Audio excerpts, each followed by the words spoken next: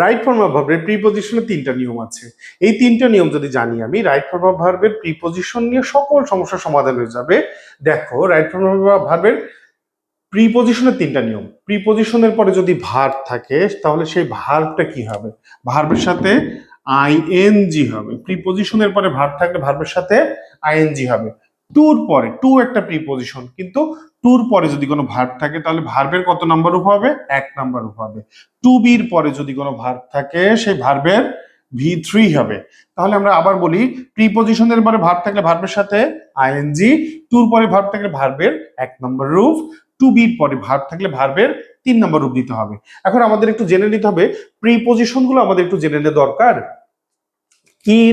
In, at, on, for, with, without, into, onto, by, of, around, এগুলো হলো সাধারণত common preposition. এই preposition গুলো আমাদের একটু মাথায় রাখতে হবে, বিকজ প্রিপজিশন গুলো যদি আমাদের মাথায় না থাকে তাহলে আমরা প্রিপজিশনের নিয়মগুলো কিভাবে শিখবো।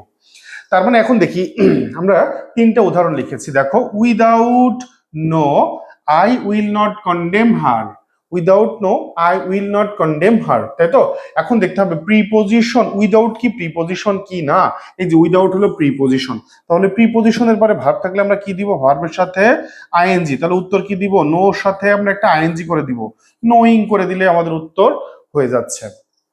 এবার দেখো, আই ওয়ান্ট টু ব্র্যাকেটে নিউ হিম। আমরা বলেছি যে টুর পরে ভার্ব থাকলে ভার্বের 1 নাম্বার রূপ, তাহলে নিউ এর 1 নাম্বার রূপ হলো নো, উত্তর হবে নো।